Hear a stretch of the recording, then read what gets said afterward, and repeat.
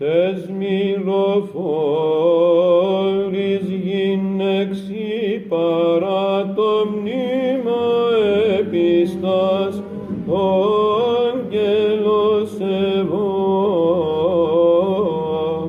Καμήρα της νίκης υπάρχει αρμόδια, Χριστός δε διαφθοράς εδείχθη αλωτριος, αλλά κραυγάσατε ανέστη ο Κύριος, παρέχον το κόσμο το μεγαέλεος. Ευλογημένα και τα δικά σας έτη να είναι, αγαπητοί μου πατέρες και αδελφοί, να είναι αναστάσιμα τα έτη μας, σε μίαν εποχή που η ανθρωπότητα πάλιν και πολλάκι σταυρώνεται, δοκιμάζεται, φοβάται αγωνιά και για πολέμους και για σεισμούς και καταποντισμούς και ηφαίστεια και πείναν και δίψαν. Αλλά όλα αυτά συμβαίνουν γιατί δεν υπάρχει πείνα και δίψα για τον Δημιουργό μας, για τον πλάστη μας, τον Θεό μας, τον Αφέντη μας, όπως έλεγαν οι προγονείς μας.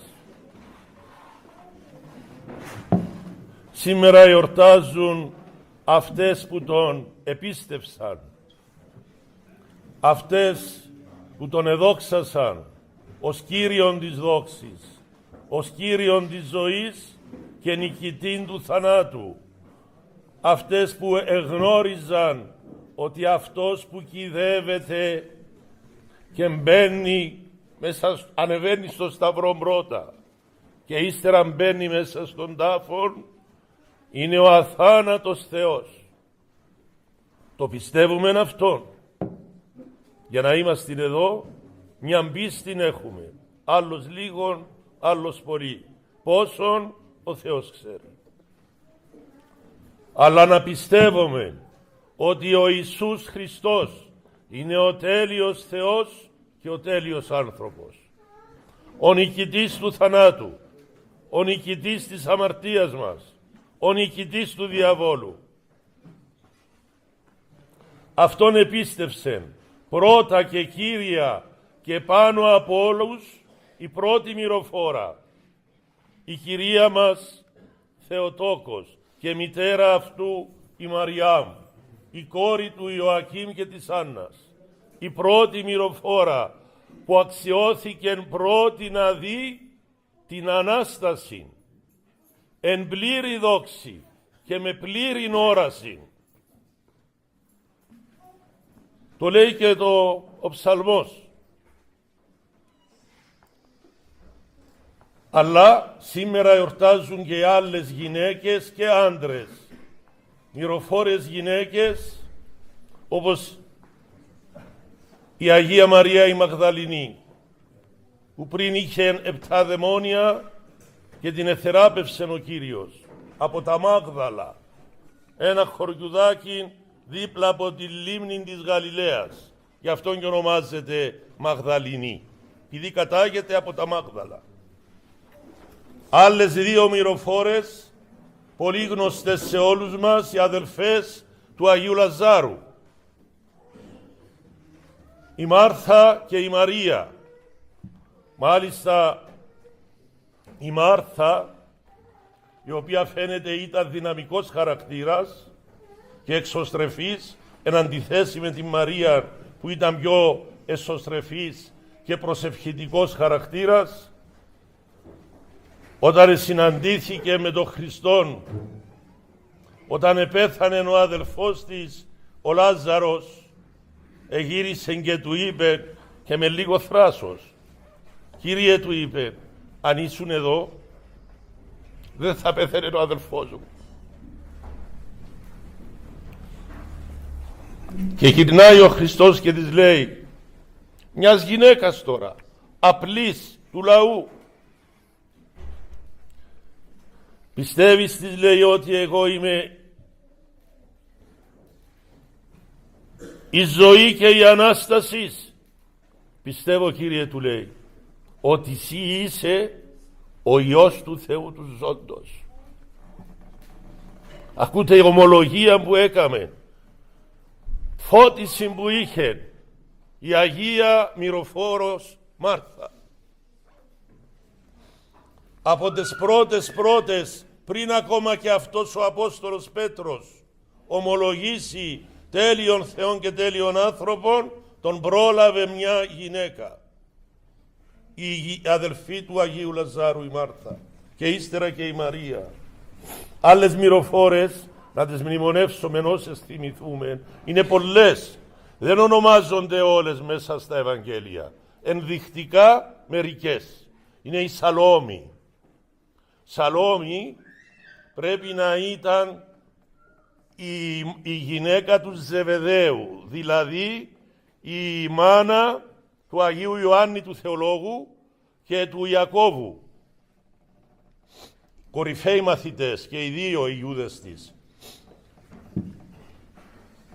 Είναι αυτοί που ακολούθησαν τον Χριστόν εις τη μεταμόρφωση, στο όρος Θαβόρ. Άλλοι ήταν η Ιωάννα, έχουμε και μια Σουσάνα, έχουμε και μια άλλη Μαρία του Κλοπά, του Κλεόπα, που πάτερ Φίβος στην πορεία προς Εμμαούς, είδαν τον Κύριο δύο μαθητές, ήταν ο Ευαγγελιστής Λουκάς και αυτός ο Κλεόπας. Φαίνεται θα ήταν η σύζυγος, η Ιωάννα του Κλοπά, η Μαρία του Κλοπά. Και ήταν και άλλες. Οπωσδήποτε η μάνα του Αποστόλου, του Κυπρίου Αποστόλου και Ευαγγελιστή που γιορτάσαμε εχθές, του Ευαγγελιστή Μάρκου, η Μαρία, αδελφή του μεγάλου Αποστόλου της Κύπρου, αδελφή του Αποστόλου Βαρνάβα. Η Μαρία ήταν μια αρχοντογυναίκα, η πιο πλούσια της Ιερουσαλήμ. Είχε μεγάλο σπίτι. Όσοι πάτε στα Ιεροσόλυμα προσκυνητές, υπάρχει, όχι το σπίτι εκείνον, ένα σπίτι που έχτισαν αργότερα στον ίδιο τόπο οι Σταυροφόροι. Λοιπόν, εκεί ήταν το σπίτι της Μαρίας, αδελφής λέμε, του Αποστόλου Βαρνάβα και μάνας του Ευαγγελιστού Μάρκου. Και το Ευαγγέλιο των σημερινών του Κυπρίου Ευαγγελιστή είναι, του Μάρκου. Τιμήν ποχή η Κύπρος και δεν το εκτιμούμε. Αυτή η μυροφόρα, η Μαρία, στο σπίτι της, το αρχοντικό, έγινε ο μυστικός δείπνος. Στο σπίτι το ίδιο έγινε αργότερα, μετά από 50-60 μέρες, η επιφύτηση του Αγίου Πνεύματος η Πεντηκοστή. Σκεφτείτε τιμήν που είχε αυτή η γυναίκα, να φιλοξενεί τον πιο εξαίρετο ξένον που είδε ποτέ η ανθρωπότητα ολόκληρη.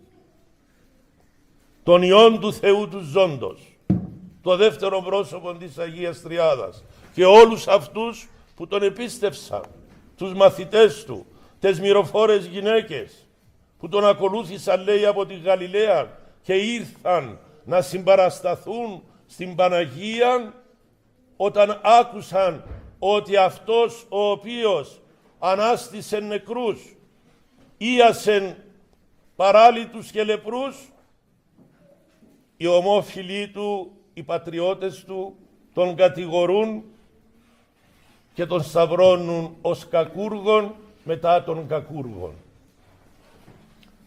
Αυτόν λοιπόν που εσταυρώθηκε, αυτόν τον τέλειο Θεόν που πέθανε για μας, το άφθορον του σώμα, όταν πλέον εξέπνευσε προς στιγμής,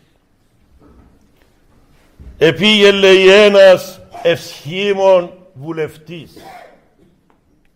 Σε μια εποχή που πολλοί θέλουν να γίνουν βουλευτές, υπάρχει και ένας ευσχήμων. Ευσχήμων έχει διπλή έννοια στα ελληνικά. Τα ελληνικά είναι η πιο πλούσια γλώσσα του κόσμου.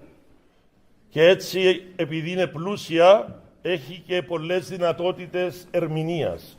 Ευσχήμων σημαίνει αυτός που είναι καλοφτιαγμένος. Σημαίνει ο όμορφος άνθρωπος. Σημαίνει και ο καλότροπος άνθρωπος, που έχει αρμονικούς τρόπους, που δεν περηφανεύεται, αλλά ούτε και εξευτελίζεται. Και αυτός ήταν ο Ιωσήφ από την Αριμαθαία. Μέχρι σήμερα σώζεται στον τόπο που ήταν παλαιά το σπίτι του, μικρό μοναστηράκι, με έναν πατέρα ορθόδοξον εκεί που το διακονεί. Αυτόν τον Ιωσήφ, όπως και έναν άλλον, τον Νικόδημον, ο Νικόδημος ήταν μαθητής του Χριστού, μυστικός, για να μην προκαλεί τους αρχιερείς της τότε εποχής. Λοιπόν, που πολλές φορές και εμείς οι αρχιερείς της σημερινής εποχής πάμε να μοιάσουμε με εκείνους, δυστυχώς. Αυτοί οι δύο άντρες εκπροσώπησαν το ανδρικό φύλο, ενώ το γυναικείο ήταν πολλές, με πρώτη την Παναγία πάντοτε. Ο Ιωσήφ από Αριμαθαίας και ο Νικόδημος ο μυστικός μαθητής. Λίγο να σταθώ για τον Άγιον Ιωσήφ. Ο Ιωσήφ ήταν ένας από τους πιο πλουσίους ανθρώπους της Ιερουσαλήμ. Για να έχεις δικό σου τάφο στο Γολγοθάν την εποχή εκείνη, έπρεπε να ήσουν πολύ εχούμενος. Ήταν και βουλευτής, εκλελεγμένος δηλαδή από τον λαό. Αυτός ο άνθρωπος, λέει το Ευαγγέλιο, ετόλμησε. Μια λέξη που στις μέρες μας είναι πάρα πολύ σπάνια. Ενώ έχουμε πολλούς που είναι θρασίτατοι και λένε πράγματα ανήθικα, αιρετικά και ακατανόμαστα, δεν έχουμε πολλούς χριστιανούς στην εποχή μας, τολμηρούς, που να λένε την αλήθεια. Μου είπε ένας μαφιόζος, αλλά αυτοί οι μαφιόζοι λένε και αλήθεια, ξέρετε. Μου λέει, ξέρεις γιατί σε καταδιώκουν τα δικαστήρια? Του λέω, γιατί? Γιατί είπες πολλές αλήθειες παραπάνω από ό,τι σηκώνουν οι σημερινοί Κυπραίοι. Έτσι μου είπε. Και λέω, κοίτα, που έναν άνθρωπο της νύχτας μάθαμε αλήθεια. Όπως λέει το Ευαγγέλιο, οι άνθρωποι του αιώνος τούτου φρονιμότεροι από τους ιούς του φωτός. Αφού οι άνθρωποι, οι καθοσπρέπει του φωτός, σήμερα κάνουν το παν να μην πουν αλήθεια του Ευαγγελίου. Με πρώτους τους βουλευτές μας, που ψηφίζουν νομοσχέδια ανήθικα, αντίχριστα, που εμβολιάζουν επιπόλαια κόσμων και τώρα πια σειράν τα καημένα τα ζώα. Και κλαίνουν και πεθαίνουν οι κτηνοτρόφοι μας. Ένας άνθρωπος λοιπόν της εποχής εκείνης του Χριστού, που ετόλμησε, ενώ ήταν βουλευτής, να πάει να ζητήσει το νεκρό σώμα Ιησού, ήταν ο Ιωσήφ από Αριμαθαίας. Και πήγε που στην εξουσία της εποχής εκείνης των Ρωμαίων, που ένυψαν τα χέρια του, και έτσι έμεινε από τότε ο όρος, τι ωραίοι οι αρχαίοι Έλληνες, όταν κάποιον θέλουν να δείξουν ότι υποκρίνεται και δεν παίρνει με τόλμη θέση στην αλήθεια, τι λένε? Αυτός έχει ποντιοπιλατισμό. Έτσι. Έγινε ταυτόσιμο το όνομα του με το φόβο να πει στην αλήθεια. Λοιπόν, επήγε σε αυτόν τον Πόντιον Πιλάτων των καημένων, τότε η εξουσία η Ρωμαϊκή, μια απέραντη αυτοκρατορία. Τι είναι η Αμερική τώρα? Τότε ήταν η αυτοκρατορία η Ρωμαϊκή, από το Γιβραλτάρ μέχρι την Αρμενία, από τη Βρετανία μέχρι τη Λιβύη. Όλα αυτά ήταν ρωμαϊκή αυτοκρατορία. Και πήγε σε αυτόν τον εξουσιαστή της Παλαιστίνης και τόλμησε ο Ιωσήφ, ο Αριμαθέας, και του είπε, δώσ' μου το νεκρό σώμα του Ιησού να το θάψουμε. Έκαμε κάτι νούμερα εκεί ο Πιλάτος. Μα επέθανε, του λέει, να στείλουμε τον κεντηρίο να κοιτάξει αν πράγματι επέθανε. Αυτά είναι υποκρισίες. Λοιπόν, και μετά είναι ένα ρήμα, μα τι δυνατόν ρήμα. Και εδώρισε, λέει, το σώμα Ιησού στον Ιωσήφ. Δηλαδή, αγαπητέ μου Ιεροψάλτη Νεκτάριε, που είσαι μέγας θεολόγος, το σώμα του Ιησού βάσει του ρωμαϊκού δικαίου ανήκει μέχρι σήμερα στον Ιωσήφ του Αριμαθέας. Του το κοτσάνιασε που λέμε. Του το τιτλοποίησε. Τι ευλογημένος άνθρωπος αυτός ο Ιωσήφ.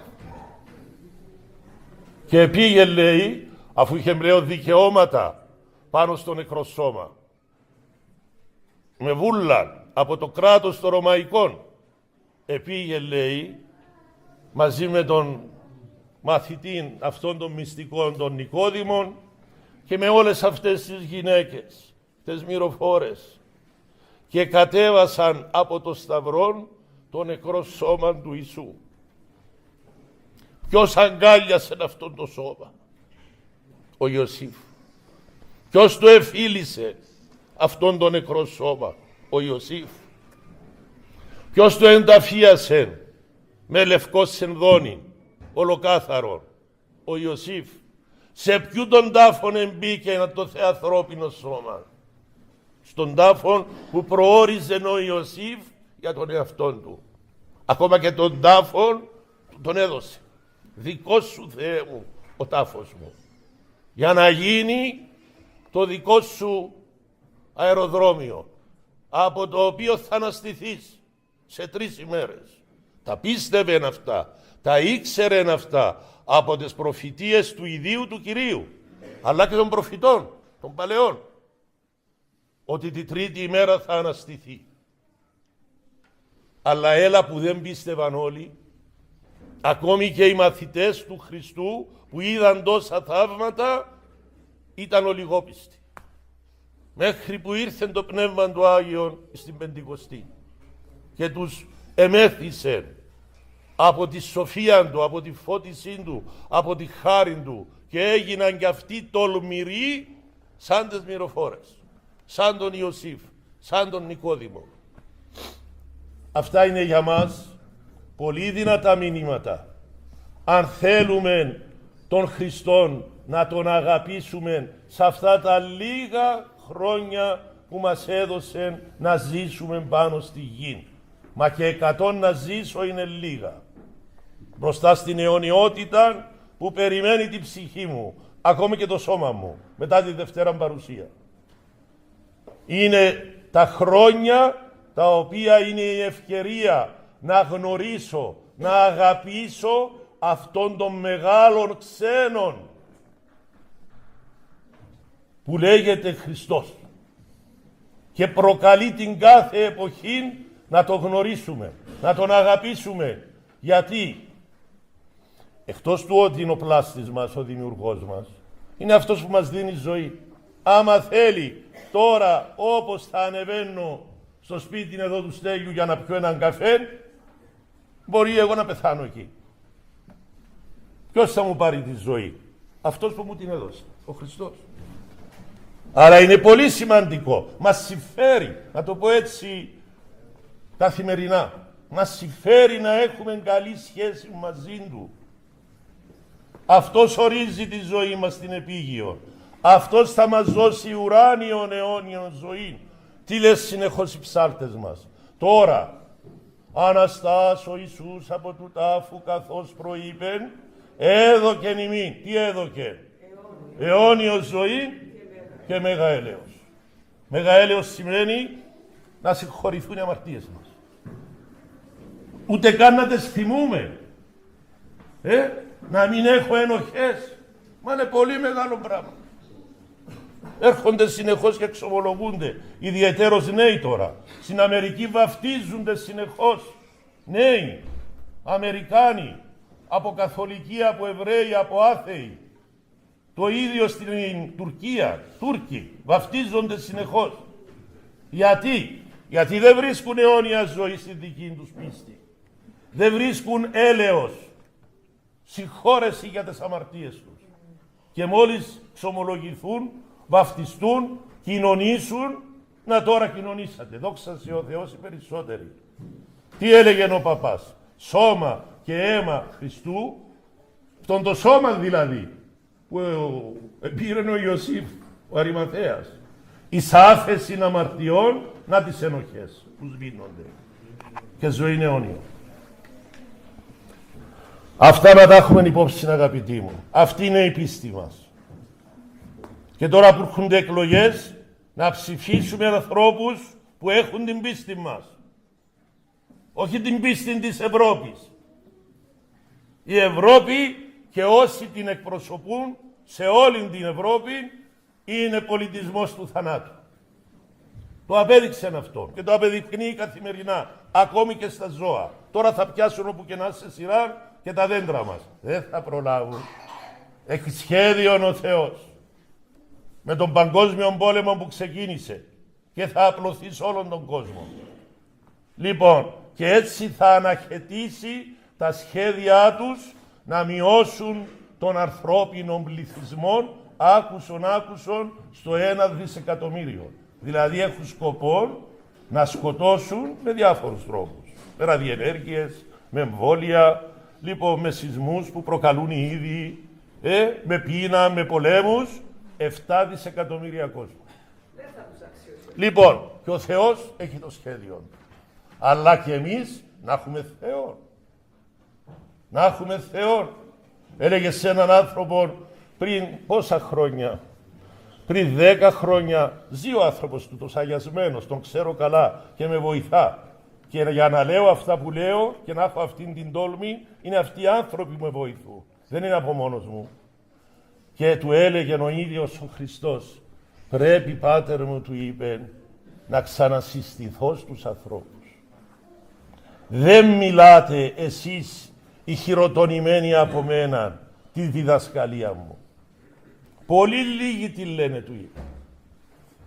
Πρέπει να ξανασυστηθώ. Αλλά του λέει πρώτα, θα κάνω μια μεγάλη εγχείρηση. Σε όλη την ανθρωπότητα, σε όλους τους λαούς. Και όσοι ζήσουν από την εγχείρηση, αυτούς θα τους ξανασυστηθώ. Και θα γίνουν οι δάσκαλοι της οικουμένης. Έναν τέτοιον κήρυγμα θυμούμε έκαμα εδώ, στη γειτονική αδελφή κοινότητα της Αγίας Ειρήνης. Είναι και μέσα στο διαδίκτυο. Λοιπόν, το καινούργιο πλήρωμα. Ήδη εμπήκαμε στο τελικό στάδιο. Για να εισέλθουμε στην Κιβωτών, την νέα Κιβωτών. Φτάνει να τρεφόμεθα με αυτόν το σώμα, με αυτόν το αίμα που επαναλαμβάνω. Ενίκησε το θάνατο μας, ενίκησε το διάβολο που μας πειράζει όλους, ενίκησε την αμαρτία μας που όλοι έχουμε. Φτάνει να θέλουμε κι εμείς να γνωρίσουμε, να αγαπήσουμε αυτόν που αγαπά οπωσδήποτε η Θεοτόκος, η μητέρα του Φωτός, οι Άγιες μυροφόρες γυναίκες, ο Άγιος Ιωσήφ, ο Αримαθέας και ο άλλος μαθητής, ο Άγιος Νικόδημος. Το εύχομαι σε εσάς, να το εύχεστε κι εσείς για μας. Καλή δύναμη, Χριστός Ανέστη σε όλους. Θα έρχεστε τώρα ένας έκαστος, πρώτα ιερείς, να παίρνετε αντίδωρο και να ανταλλάζουμε τον Αναστάσιμο χαιρετισμό. Χριστός Ανέστη εκ νεκρών, θανάτων θάνατον πατήσας και της εν της μνήμασιν, ζωήν χαρισάμενος.